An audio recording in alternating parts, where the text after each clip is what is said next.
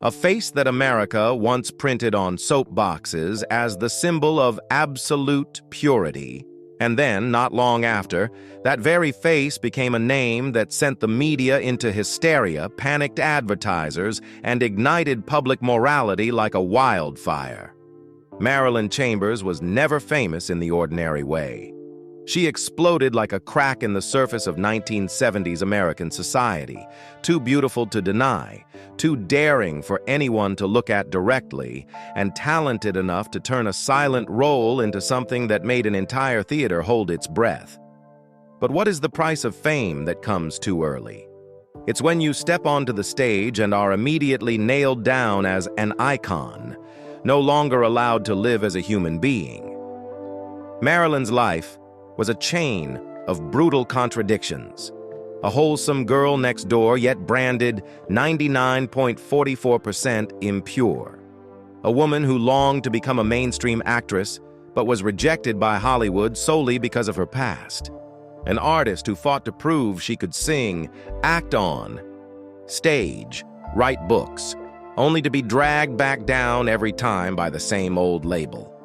She battled stigma, the loss of control over an image manipulated by unseen hands, backstage betrayals, and the crushing pressure to perform like a machine. So why did someone who once shook all of America end her life in days of unbearable pain, leaving behind a truth so heartbreaking that no one wanted to face it? But before the name Marilyn Chambers became an explosion that made America both curious and judgmental, before people turned her into the symbol of a cultural war, there was once a very young girl in Connecticut who carried only one thing: a hunger to step onto a stage. Not to shock anyone, but to be seen as a real artist. Marilyn was born on April 22, 1952, in Providence, Rhode Island, and later grew up in Westport, Connecticut, in a middle-class family. Her father worked in advertising, her mother was a nurse, practical, stable professions that represented the kind of life America considered proper. In that environment, a dream of entertainment was not something to be encouraged. Her father once tried to stop his daughter from pursuing modeling because he understood exactly how brutal and emotionally cold the competition could be. But that resistance created a quiet counterforce. The more she was pulled towards safety, the more Marilyn felt drawn to the lights. At school, she wasn't the kind of girl who stayed silent in the background. Marilyn joined activities. She was a cheerleader and took part in the drama club, spaces where her instinct to perform could breathe, even if only within the limits of a school setting. And by around 16, she had already started pushing into the modeling world. There are even stories that suggest the reckless courage of a girl who refused to be locked inside a frame, finding her own way to auditions, slipping out of school schedules to chase opportunities.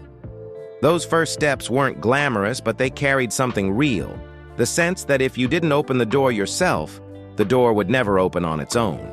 By the late 1960s and early 1970s, Marilyn landed small modeling contracts and appeared in a very minor role in The Owl and the Pussycat, 1970. The part wasn't enough to change her destiny, but it was like a red dot on a map. She had touched cinema, even if only with the tip of her fingers. After that came Together, 1971, a lower-budget, more provocative project where Marilyn's image began to slide away from the safe zone Hollywood usually reserved for young women. Acting opportunities remained scarce, and the hunger for roles sometimes pushed people into choices they had hesitated over just the day before. Not long after, Marilyn moved to San Francisco, a city more open, more rebellious, where artistic ambition wasn't immediately viewed through a moral lens. There, in order to survive and keep herself tethered to the entertainment world, she did whatever work she could, including topless modeling and bottomless dancing. Not because she was born to become a sex symbol, but because any stage was still a stage. as long as it allowed her to stand under the lights and believe she was still close to her dream. San Francisco gave Marilyn two things at once: opportunity and temptation. And it was in that city, on a day that seemed completely ordinary, that she would walk into a casting call she initially believed was a big movie, only to discover that the door she stepped through would lead straight into a turning point from which there would be no way back. San Francisco gave Marilyn Chambers something Westport never could: the feeling that opportunity might drop out of the sky at any moment, if only she dared to chase it. And then, in 1972, on an utterly ordinary day, she spotted a casting ad in the San Francisco Chronicle.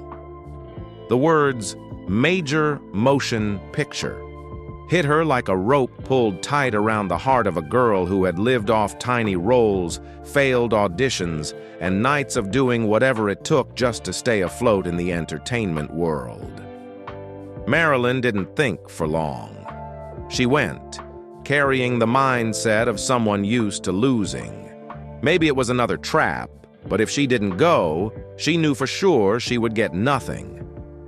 The casting room door opened, and everything turned cold. It wasn't a big film. It wasn't Hollywood. It was an adult project called Behind the Green Door. In a single second, Marilyn felt as if she had stepped off into a dark stairwell. She understood what it meant to enter that world. The label would cling to her skin, and Hollywood, conservative and ruthless, would never forget. She turned to leave. Her fear in that moment wasn't scandal. It was the sensation of seeing her future get locked shut because of one wrong decision. She had waited too long to touch the real spotlight. She couldn't be the one to switch it off with her own hands. But in the very moment she almost disappeared down that hallway, Artie and Jim Mitchell recognized what they needed. They saw something rare in Marilyn. That clean look. That blonde girl next door purity that could make a project considered taboo feel like cinema, not just a product hidden under the table. And there was one more detail that hooked them instantly. Marilyn resembled Sybil Shepherd, that kind of face both elegant and familiar. They called her back, invited her upstairs, and pitched the film as if they were persuading a true Hollywood star to take her first major role. Marilyn stood there, half on guard, half drawn in by what they painted. An erotic fantasy shaped like cinema, a story told, like a dream. Not crude, not cheap, but an experience. In that moment, Marilyn's inner conflict ignited like fire hitting gasoline. One part of her wanted to run because she knew the label would murder any mainstream dream. The other part of her was pulled toward the role, not out of hunger for cheap fame, but because the story struck the deepest craving of someone who had been trapped too long on the edge of the industry. The craving to be seen, to be chosen, to be placed at the center of a film that people would talk about. She could feel it clearly. The most dangerous thing wasn't the film itself, but the feeling of "I could explode," the kind of feeling that can make someone gamble their entire life. And Marilyn did not walk in as a beggar. She walked in with a negotiation so rare it almost sounded impossible for a girl who didn't yet have a big name. Marilyn demanded high pay, not to play hard to get, but to turn this decision into a contract with weight. She demanded a percentage of the revenue, explicitly cited as 10% gross, as a way to protect herself from being drained and discarded like so many other girls. And she set one condition that made the entire industry freeze. Every performer had to be tested for sexually transmitted diseases. That wasn't morality. It was survival instinct. The reflex of someone who understood she was placing her body into a game where the risks could destroy everything. The Mitchell brothers hesitated, pushed back, because no one was used to a newcomer demanding profit participation. But they understood one thing. They needed Marilyn. They needed that face so the film could sell as a phenomenon, not merely as a shock product. In the EI, and they gave in. And just like that, a signature, a nod, Marilyn Chambers crossed a line she could never cross back. In Behind the Green Door, Marilyn's role carried yet another paradox. Her character had almost no dialogue, silent from beginning to end. For many, that would be a limitation. For Marilyn, it became the only way to prove she was not just a body. She placed the full weight on her face, her eyes, her breathing, the tremor between fear and curiosity, the moment of resistance, and then surrender to the pull. She used silence like a blade. She said nothing, yet forced the audience to look.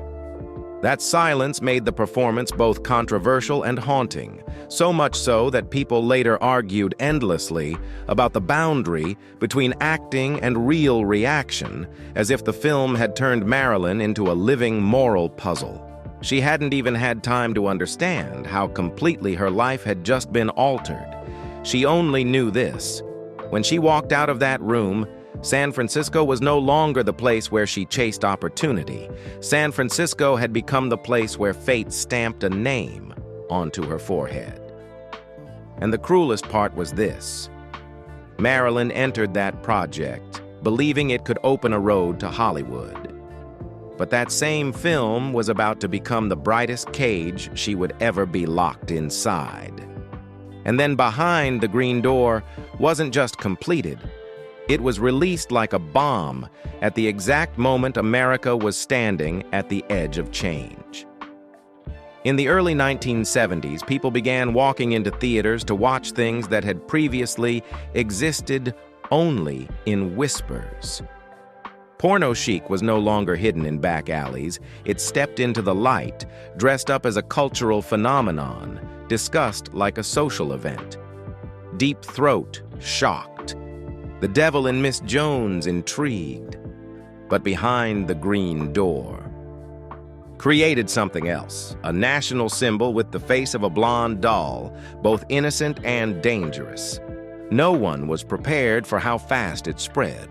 The film was often cited as having a budget of around $60,000, but later revenue figures were reported as reaching roughly $50 million when long-term distribution was included.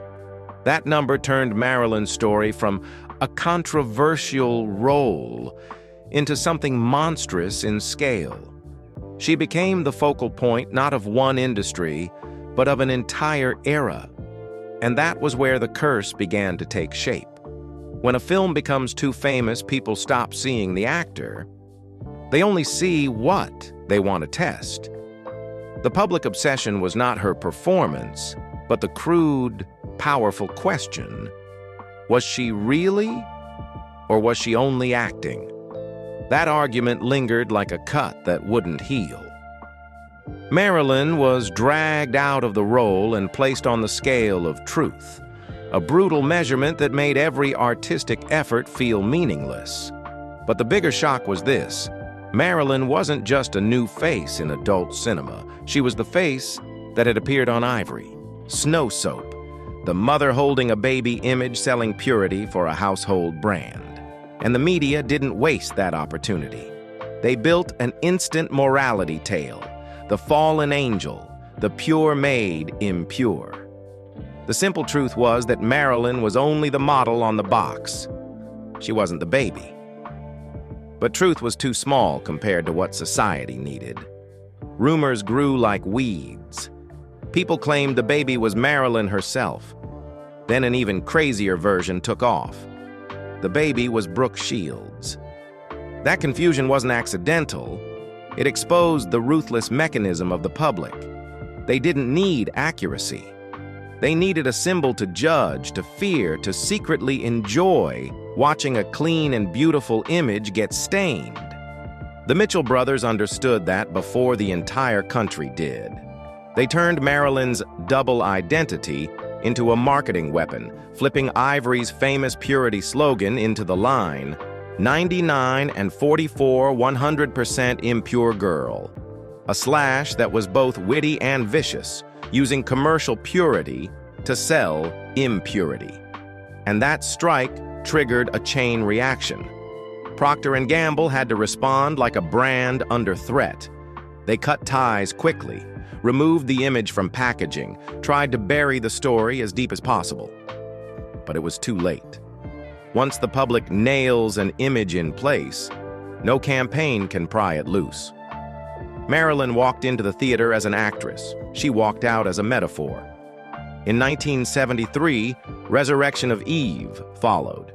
It didn't explode like Green Door, but it was still a hit big enough to keep Marilyn at the center of the wave. What mattered was how it cemented a rare kind of persona in that industry. The all-American girl next door. Someone who looked sweet, approachable, not promiscuous in the stereotype the public attached to adult films. That contradiction made Marilyn different from Linda Lovelace or Georgina Spelvin. They could become famous in their own way, but Marilyn was haunted by the paradox of looking so pure that people didn't know whether to love her or hate her. And from that moment, she understood something painful. Fame doesn't only lift you up, it locks you inside a box you may never escape for the rest of your life. But that kind of spotlight came with a very specific trap.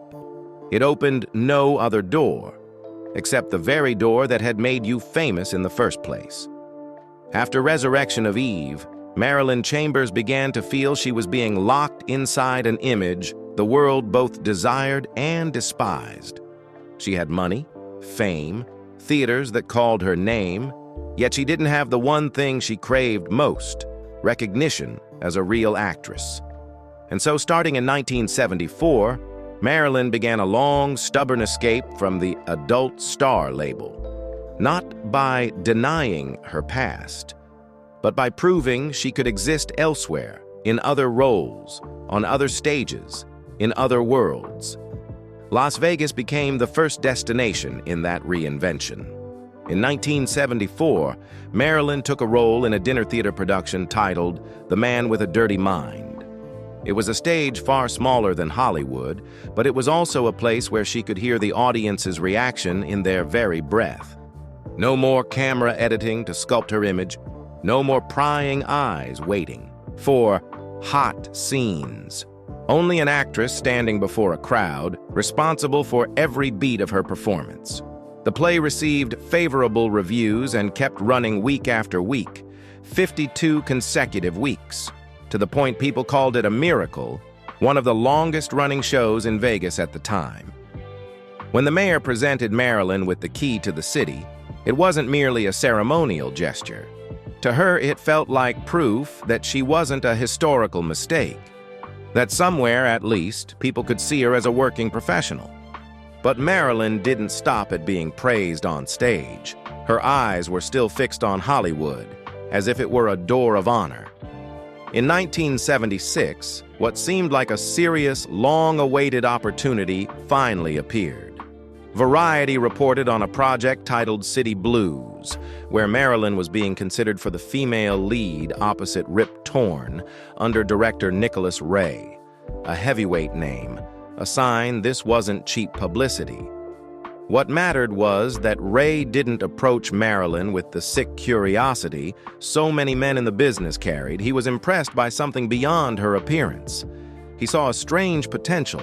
If guided properly, Marilyn might reach the kind of inner power associated with classic icons like Katharine Hepburn or Bette Davis.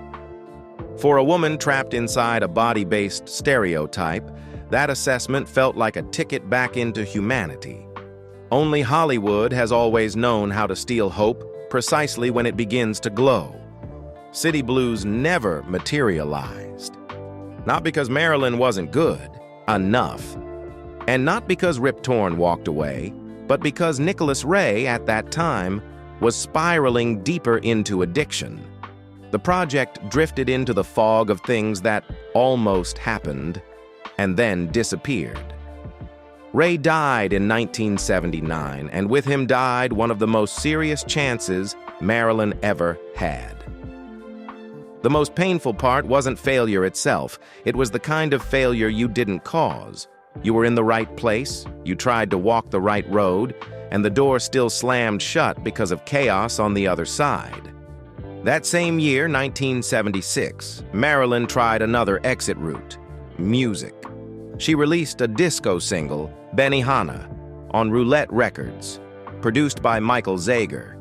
If theater was where she searched for respect, music was where she searched for seduction on her own terms, something she could control. Trade magazines such as Billboard noted her voice, not a showy diva's power, but a sexy tone, just enough to stick in the ear. For Marilyn, it was another form of proof. She didn't merely appear, she could perform. But just as she tried to break free, her past reached up and yanked her back down like a noose. Also in 1976, the Mitchell brothers released a documentary titled Inside Marilyn Chambers, assembled from alternate takes and outtakes from Behind the Green Door and Resurrection of Eve, alongside interviews with some co-stars. What chilled Marilyn wasn't simply that they released another film, it was that it was constructed without her consent, as if every image of her, every moment of her body, were property someone else could recycle whenever convenient. In a world where women were already forced into symbols, this was a brutal reminder. A symbol could also be cut up, repackaged, and sold, and the person inside it had no right to object. Marilyn didn't choose to scream. She chose to survive with intelligence, the same way she had negotiated from the very first day of the Green Door casting. When she learned about Inside Marilyn Chambers shortly before its release, Marilyn immediately entered a second negotiation. She agreed to participate in interviews and a nationwide promotional tour in exchange for receiving 10% gross. It was a decision both painful and smart. Painful because she had to lend her own voice to something born from betrayal.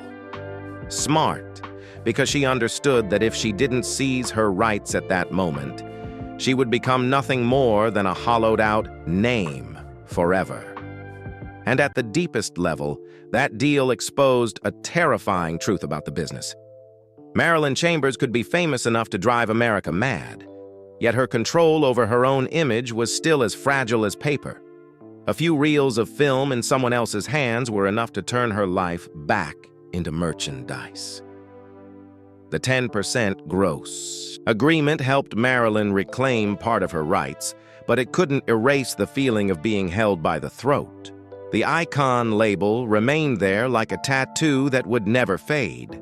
And Marilyn knew, if she wanted to stay alive in this profession with the dignity of an artist, she had to find a road where the camera no longer saw her only as a phenomenon. That was why, when a real crossover opportunity finally arrived in 1977, Marilyn didn't step forward with hesitation. She stepped forward like someone grabbing the last life raft. David Cronenberg's Rabid, 1977, became Marilyn's boldest pivot into mainstream cinema. This wasn't a film that used her name merely for shock. Cronenberg was a director of cold, diseased, obsessive horror. He needed a face that could be beautiful and unsettling at once, erotic, yet frightening. Marilyn appeared there as a strange contradiction. Audiences entered the theater carrying prejudice about Marilyn Chambers, and were then forced to see her in a completely different atmosphere, where the body was no longer a tool of pleasure, but a threat, a mutation, a living wound. For Marilyn, it was a rare chance to prove she could carry a film through acting, not rumor. But it was also here she learned a bitter truth. Even inside mainstream cinema, many people didn't look at the performance first. They looked at her past first, and only then, at everything else. Marilyn's tragedy was that Hollywood kept calling her name, while throwing contempt in her face at the same time. In 1978, the story of Going South became a humiliation she carried like living evidence of stigma. Marilyn said Jack Nicholson and Art Garfunkel called her in to discuss a part in the film. It sounded like a door opening from the top floor of the industry. But the meeting quickly turned into a crude interrogation. Cocaine, real orgasms or fake, questions no longer related to cinema. Marilyn was furious enough to walk out, not because she was insulted as a woman, but because she was insulted as a professional. In that moment, she understood the ugliest truth. Even when Hollywood needed her, they didn't truly want her. They wanted the story outside the role. They wanted the body of the legend more than the talent of the actress. And while mainstream doors kept opening only to slam shut again, Marilyn continued working steadily within her own industry, half by choice, half by entrapment. In 1979, she appeared in projects such as Beyond the Sad and Never a Tender Moment, a short film around 30 minutes within the BDSM genre, revealing a period where Marilyn nearly had to accept reality. The big stage would not hand her a passport, and to survive, she had to keep walking in the place where audiences had been trained to see her in only one way. Then the 1980s changed the rhythm of her career. She was no longer a cultural phenomenon, but something closer to an assembly line. In 1980, Insatiable arrived as a major comeback packaged in the style of an event film. A project sold like a spectacle, pushing Marilyn back to center stage through the same formula that had made her famous. When Hollywood refuses to accept a star, her industry builds its own version of Hollywood. But the price was brutal. No one asked Marilyn what she wanted to do anymore. They asked only how well Marilyn could still sell. The following years became the industrial operation of an icon turned into a product. In 1983, Marilyn appeared in Up and Coming, playing a rising country music star and even singing vocals, her way of quietly smuggling her multidimensional artistry into a frame still stamped X-rated. That same year, she appeared in Angel of HEAT, then in 1984 returned with Insatiable 2, a sequel proving the Marilyn brand had become an asset that could be replicated. In 1985, she won the XRCO Award for Best Kinky Scene from Insatiable 2, an honor that functioned like both a medal and a lock. The more she was rewarded in that territory, the harder it became to step outside it. And by 1986, when Marilyn was inducted into the AVN Hall of Fame, her career was officially stamped as a monument within the industry. It was the kind of honor many people spend their lives chasing, but for Marilyn, it also felt like a conclusion she never wanted to hear so early. She had become the legacy of a world she once hoped would only be a temporary launching pad. In 1989, Party Incorporated marked a period where Marilyn continued working, continued standing before the lens like a woman running endlessly on a conveyor belt, and every step carried the same silent question. If your true talent belongs somewhere else, why does your whole life keep being held right here? But once you've been turned into a monument, an artist is no longer allowed to age in the ordinary way. Entering the 1990s, Marilyn Chambers wasn't only facing age or the physical endurance of the job, she was facing something quieter and far more ruthless. The entire industry was mutating, and the stars born in the era of theatrical releases were beginning to look like relics of a vanished golden age. The porno chic of the 1970s had rattled America precisely because it marched into cinemas as a cultural event. But the video era arrived like a tide, fast, cheap, mass-produced, and numb. When everything could be pressed play in a bedroom, the aura of a national spectacle evaporated. Icons like Marilyn were no longer consumed through the public's curiosity, but through the nostalgia of a smaller audience that had grown up with them. In that period, Marilyn lived like a legend, teaching herself how to exist in a world that no longer built stages for legends. Her name was still spoken. She was still sought after. But the feeling had changed. It wasn't the hunger of the present. It was the worship of the past. And right then, The industry began to hand her plaques with her name engraved, objects that were both glory and a marker that she now belonged to history. In 1992, Marilyn received a Lifetime Achievement Honor from the Adult Film Association of America, and she would later be recognized by the Free Speech Coalition in the same spirit. When an industry gives you a Lifetime Achievement Award, it isn't only praising how far you've gone. It is quietly admitting you've passed through an era and now you are placed on a respectful shelf for the world to look back at. For Marilyn, the emotion was tangled, acknowledged, yet boxed in, celebrated, yet locked tighter into the very label she had once tried to escape. By 1998, Marilyn's name was carved into the porn block of fame, an industry-style memorial. It's like casting a statue while the person is still alive. It makes you immortal, and it separates you from real life at the same time. From there, Marilyn entered a peculiar kind of existence. No longer the star of a moment, but an emblem people used to talk about back then. And in that state, she began to be pulled back by something highly effective: the rising wave of nostalgia. In the late 1990s, Marilyn returned in projects that carried the breath of brand resurrection. Still Insatiable, 1999, arrived like a direct call to memory. No lengthy explanation needed. The title alone was enough to summon a past that could still make older viewers shiver. Then in 2000, dark chambers and edge play reinforced the sense that Marilyn was entering the second chapter of a famous life. The chapter of comebacks meant to prove the legend wasn't dead.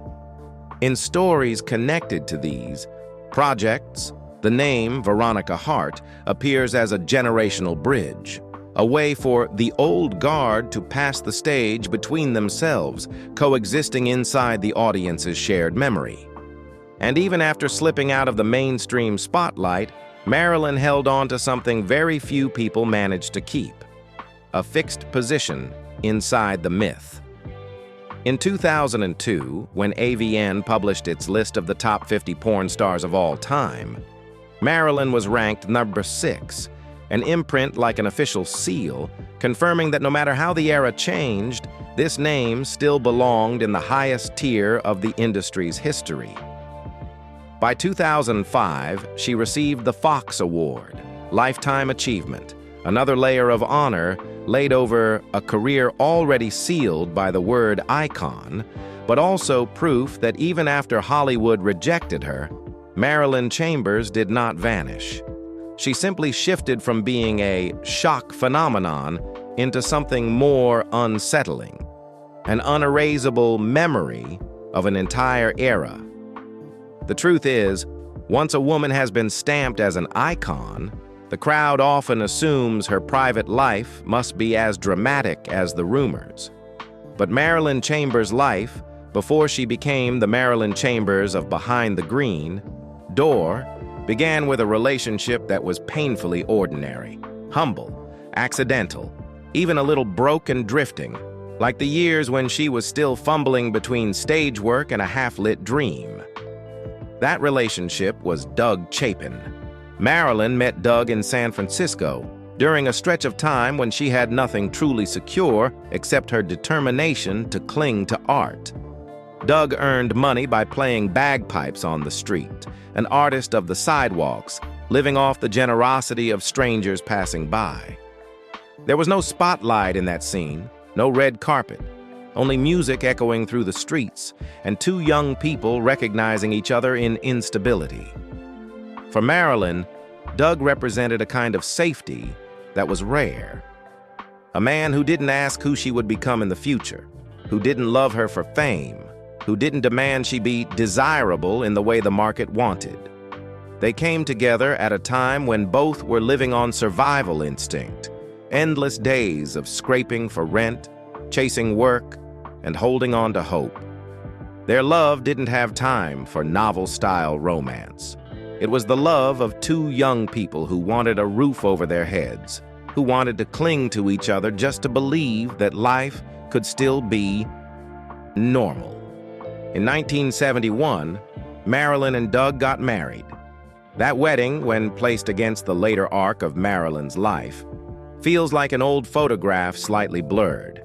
No scandal, no noise, no tragedy. Just a young woman trying to hold on to the proper version of life before the fateful door opened. Sadly, their marriage coincided almost perfectly with the period when Marilyn began sliding into the gray zone of the entertainment world. Modeling jobs, tiny roles, bolder and bolder choices just to survive. All of it slowly stretched their shared life to the breaking point. Doug lived in the rhythm of the street, slow, free, unstructured. Marilyn was being pulled into a completely different vortex. Castings, auditions, travel, decisions where every decision could open a road or destroy it. When a woman begins to see opportunity in front of her, she also begins to see her marriage as a room that has become too small. Not because Doug was bad, but because Marilyn could no longer endure the feeling of standing still. The distance between them, already smoldering beneath the surface, turned into a crack that could no longer be sealed. On one side, a man rooted in ordinary life.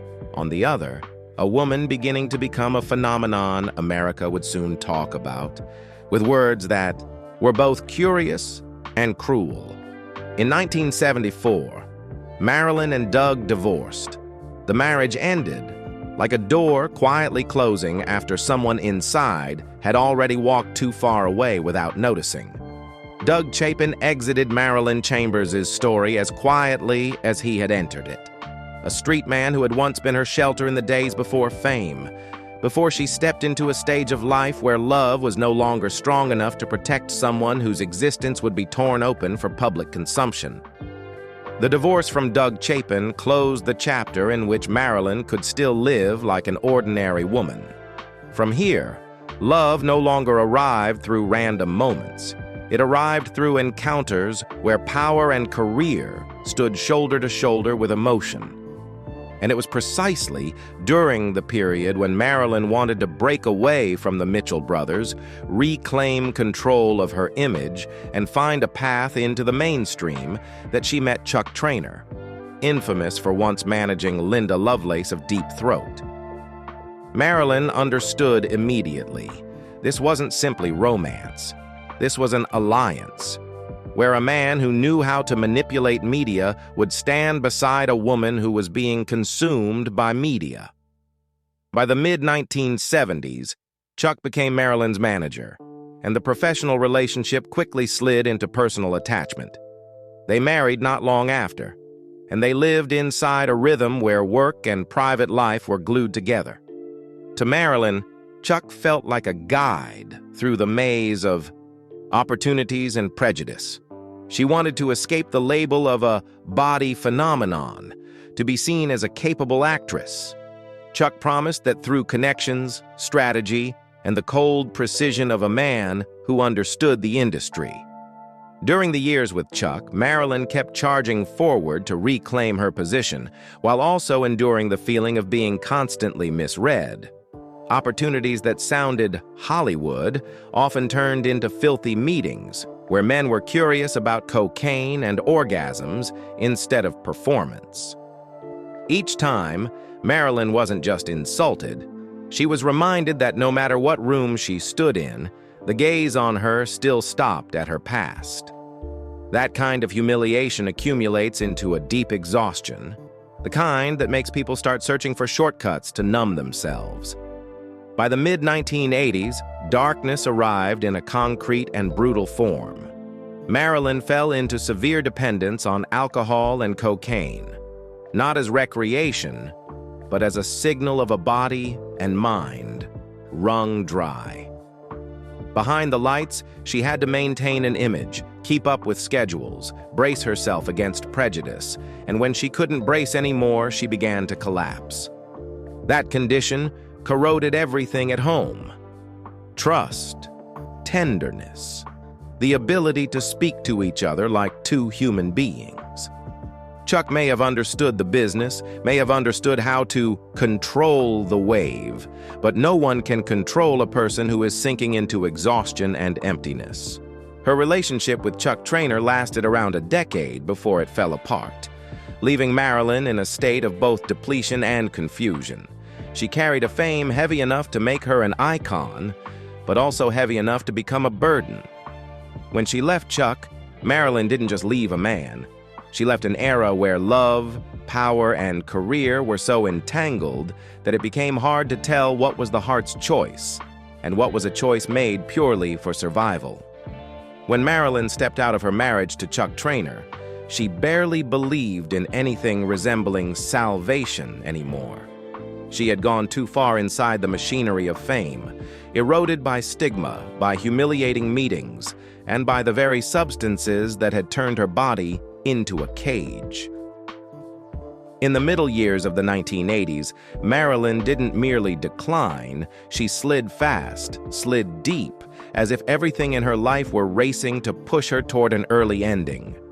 People still saw an icon with lingering glow, but behind the lights was a woman exhausted to the bone, numbing herself every day just to avoid feeling the emptiness. In that condition, William Taylor Jr. entered her life in a way no one could rewrite into a beautiful script.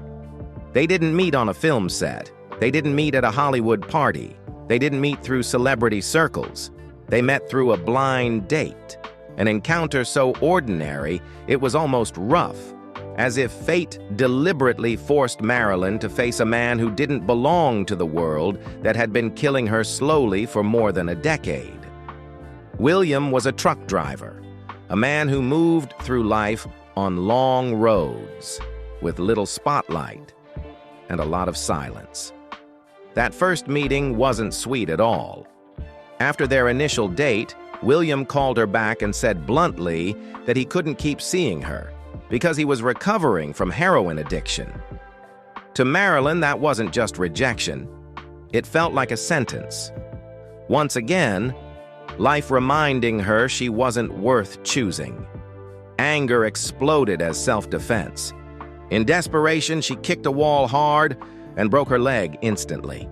The injury pulled Marilyn into a hospital, forced her to stay still. Perhaps the first time in a long while she could no longer run by working or by using. William came to visit. No noise, no flattery, no chasing the icon. He looked at her like a human being coming apart. That plainness shocked Marilyn. For the first time in years, someone entered her life without demanding that she perform. Out of those visits, a relationship formed, rough-edged, but real. William didn't promise fame or opportunity. He brought something Marilyn had forgotten: discipline to stay alive. Both of them had been addicts, so between them, there was an understanding that didn't need words. Marilyn no longer had to pretend. She was allowed to admit she was scared, admit she was standing right at the edge. That was why this love didn't look like a fairy tale. It looked like two hands locking together to pull each other back from death. Marilyn joined Narcotics Anonymous, not as image repair, but as a real turning point. She even transformed that choice into a public signal of her vow. During her sober period, she once put a vanity plate on her Lexus, reading Love Nay, part declaration, part daily reminder that if she fell back, there might be no road home. For the first time in Marilyn's adult life, love was tied to something brutally concrete, stopping self-destruction. They moved into marriage around 1991. Not a fairy tale wedding, but more like a contract between two survivors, to keep each other on the ground. A year later, in 1992, Marilyn gave birth to their daughter, McKenna Marie Taylor. The child arrived like a rare current of light in her life, something that forced Marilyn to see her body not only as an industry tool, but as shelter for another life. For Marilyn, motherhood didn't feel like the complete happiness people like to describe. It was a deep fear, Fear she wasn't clean enough. Fear her past would cling to her child. Fear that one day she would weaken and slide back again. Anyone who has lived through addiction understands. Once you have a child, you don't fight only for yourself anymore. You fight so the child won't have to grow up in ruins. But Marilyn's life was never the kind that granted long peace. Her marriage to William still carried the cracks of two heavily wounded people. Loving someone in recovery is not like loving someone normal. It's like living beside a bomb whose fuse has been removed, yet the smell of explosives still lingers. In the early 1990s, Marilyn tried to stay upright, tried to live as a mother and a wife, tried to build a home untouched by lights and poison. But the past doesn't disappear just because we want it to. It lives in memory, in social stigma, in vague cravings, in weak days. In the end, that marriage couldn't hold forever. In 1994, Marilyn and William divorced.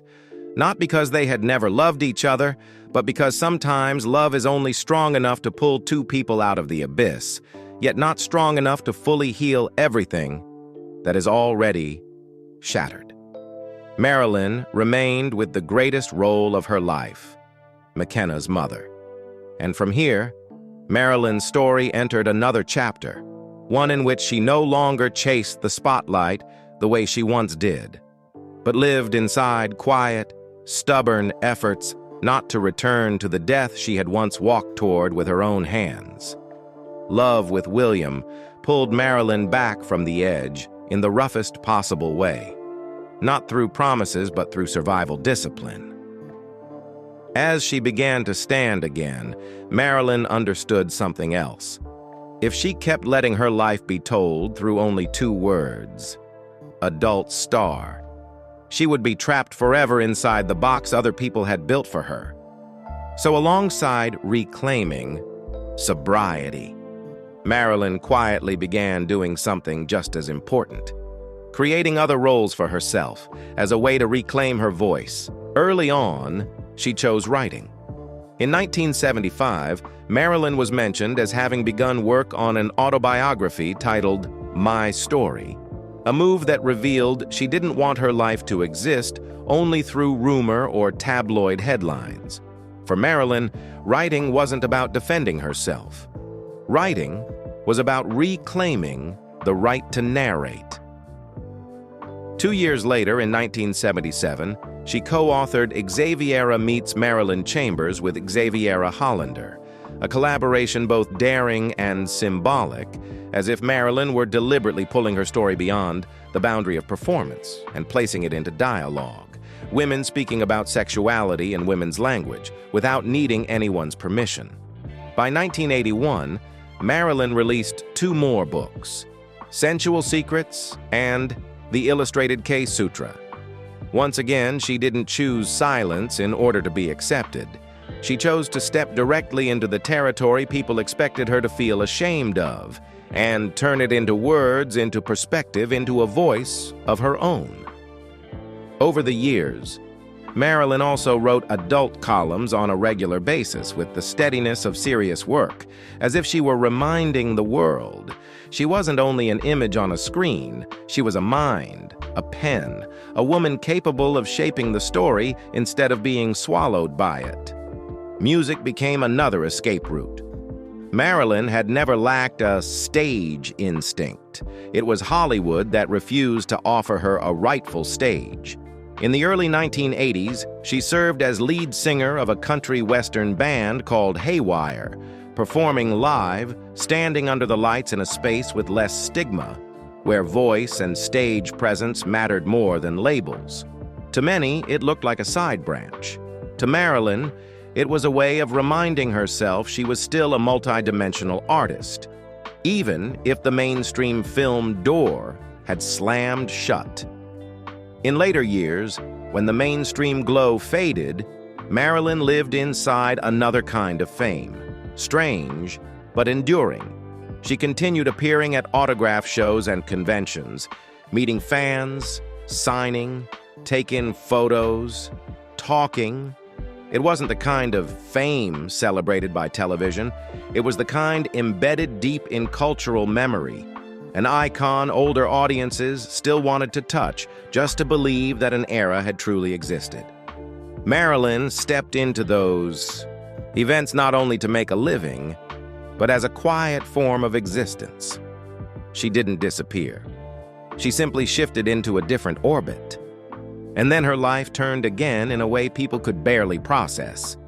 In 2004, she entered politics, running for vice president on the ticket of the Personal Choice Party, libertarian-leaning, and receiving 946 votes, a small number, but enough to deliver a jolt to her public image.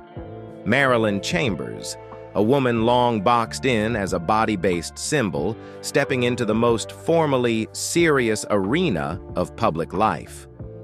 By 2008, she appeared again alongside Charles J. as a write-in candidate in several states. An act that didn't feel like a simple stunt, but more like late resistance. Marilyn refused to let her life be reduced to a single role. She wanted to prove she could still enter territories society had never allowed her to set foot in.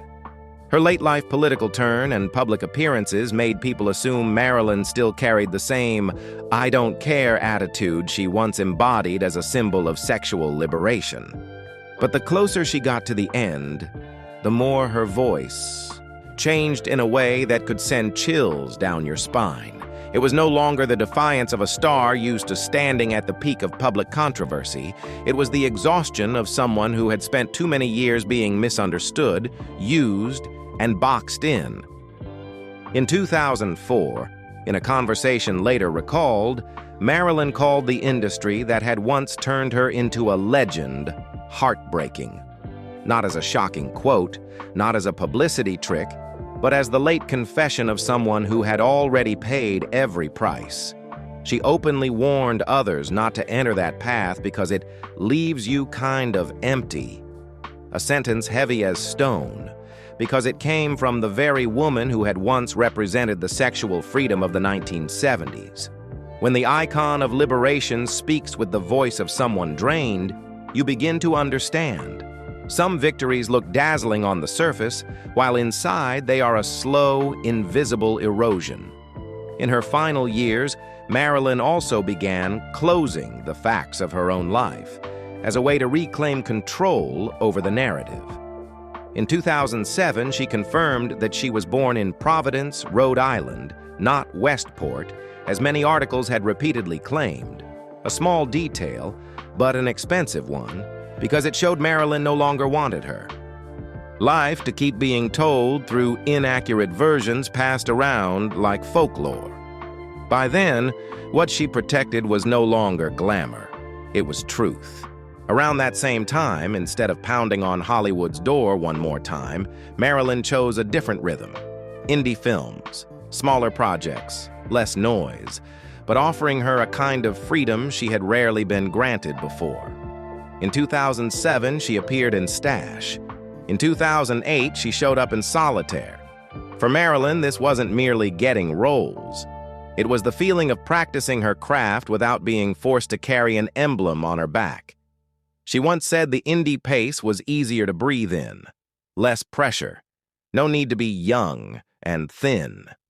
In one short line, Marilyn spoke the pain of her entire life. Youth and body had lifted her to the top, then turned her into a prisoner of expectations. On April 12, 2009, Marilyn Chambers died at her home near Santa Clarita Canyon Country, California. The death arrived quietly and cruelly, exactly like her life. No stage, no prepared goodbye. The person who found her was her 17-year-old daughter. The autopsy stated the cause was a cerebral hemorrhage and aneurysm linked to heart disease. Painkillers and antidepressants were present in her system, but the conclusion indicated the amounts were not sufficient to be the direct cause of death. A detail that makes Marilyn's passing feel even more bitter because it reminds you, some wounds do not need a single violent shock to kill. They only need time. Marilyn died just 10 days before her 57th birthday. an unbearably short distance, like fate's final cruel joke on a woman who had spent her life balanced on the border between glory and exhaustion. Marilyn Chambers forces people to look straight at what society prefers to avoid, not because she's shocked for sport, but because her life became living proof that fame can be a throne, and it can also be a cage. And the woman standing inside it is often seen as a symbol long before she is seen as a human being. Marilyn's greatest legacy lies in how she changed the way the public understands the boundary between liberation and prejudice. She once represented an era where women's bodies were commercialized, and yet, simultaneously, became the place where women fought for the right to say, "I choose." She was neither an angel nor a simple victim. She was a person who stepped onto the stage by her own decision, then had to spend the rest of her life fighting to reclaim the right to be judged fairly, the right to be more than a single image. The entertainment industry wanted to turn her into a one-color story that could be sold easily, either the symbol of freedom or a cautionary tale of downfall. Marilyn existed as a rebuttal to both extremes. She proved that a human being could move through the most despised paths and still keep the will to work as an artist, and she exposed the cruelty of a culture that loves consuming women yet hates them when they no longer fit the gaze.